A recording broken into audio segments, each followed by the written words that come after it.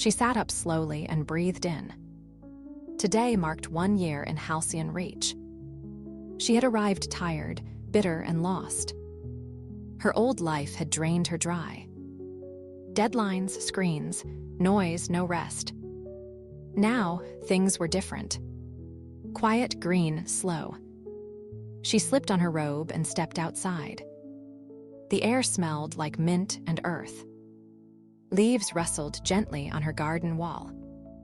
She walked barefoot to the deck. Morning light poured over the solar canopy. She sat cross-legged and closed her eyes. "Grow slow, grow strong," she whispered.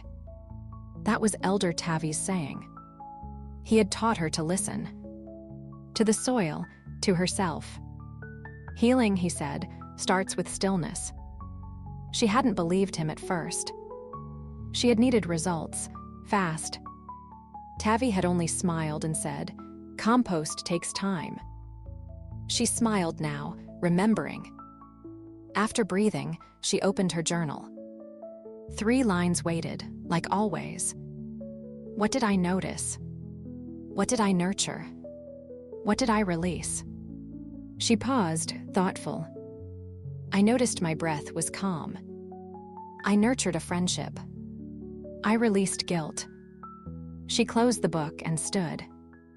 The pollinator path buzzed with bees. Sunflowers leaned gently toward her. Everyone in Halcyon Reach signed an agreement. It was called the Sunflower Agreement. It had only 3 rules. Grow at your own pace. Help others when you can. Rest is not earned. It sounded simple, but for Mina, it changed everything. She walked to the community center. The path was lined with herbs and songbirds.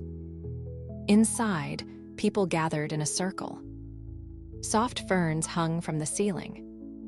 They shared insights, no pressure. One man said, "I stopped rushing." A woman said, "I forgave myself." When it was Mina's turn, she spoke. "I used to chase approval," she said.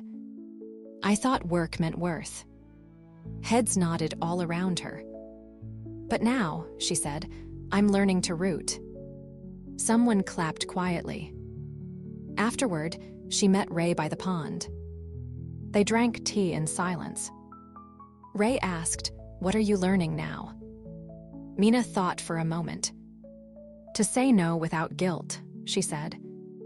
Ray laughed, "A good lesson." They watched dragonflies dance over the water. The sun sank lower in the sky. Wind turbines turned like slow flowers. Mina walked home alone. Her steps were quiet and steady.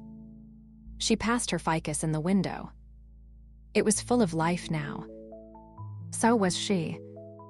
She whispered, "I'm proud of you." Maybe to the plant. Maybe to herself. That night, she wrote again. I noticed peace in silence. I nurtured my own needs.